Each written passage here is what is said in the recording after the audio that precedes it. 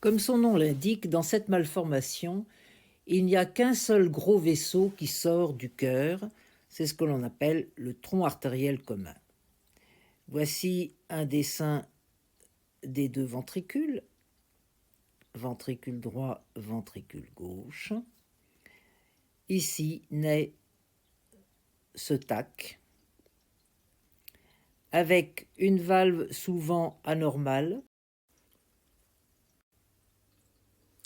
de type quadricuspide.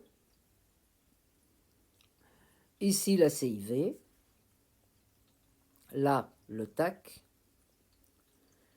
Nous représentons les oreillettes, droite et gauche.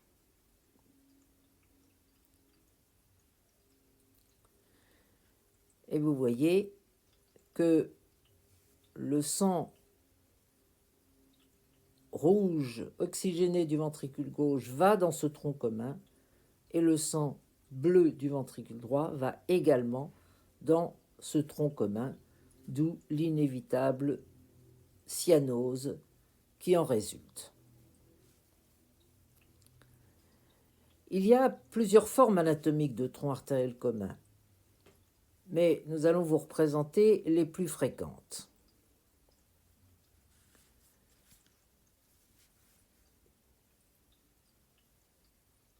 Ici, le tronc,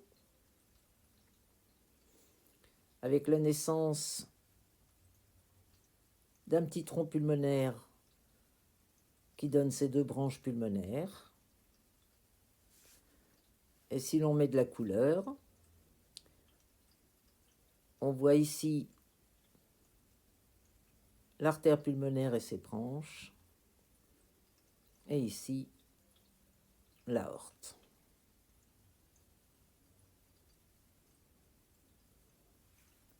Deuxième possibilité, toujours le tronc,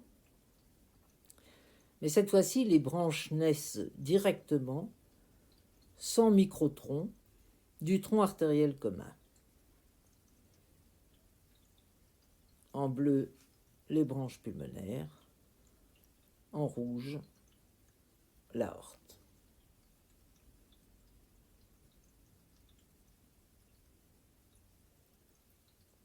Voici les deux variétés les plus fréquentes. Encore une fois, il en existe d'autres, plus graves d'ailleurs. Alors, quelle est la clinique de cette malformation ? Eh bien, elle n'est pas évidente à diagnostiquer, mais cependant, l'attention doit être attirée par le fait qu'il y a une association entre un shunt gauche-droit, vous savez ce que c'est, la dyspnée, la transpiration, le gros cœur sur la radio, association avec une cyanose, souvent discrète, et cette association n'est pas banale et doit faire évoquer la possibilité d'un tronc artériel commun, diagnostic confirmé par les examens complémentaires, l'échocardiographie, le scanner et éventuellement le cathétérisme cardiaque. La conduite à tenir, eh bien, il n'y en a qu'une, il faut opérer. Opérer le plus tôt possible pour éviter justement cette hypertension artérielle pulmonaire si délétère.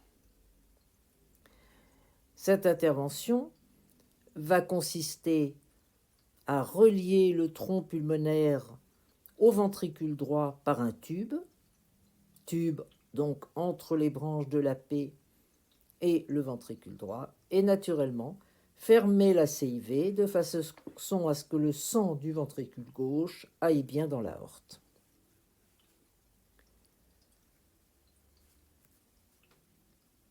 Conséquence inévitable de cette intervention, c'est que le tube ne va pas grandir avec l'enfant, il faudra donc le changer, ce qui va nécessiter dans l'enfance, voire dans l'adolescence, une ou plusieurs réinterventions. Deuxième problème, c'est l'évolution de la valve troncale, qui, nous l'avons dit, est souvent de type quadricuspide et à tendance fuyante, et qui un jour nécessitera probablement d'être réopéré.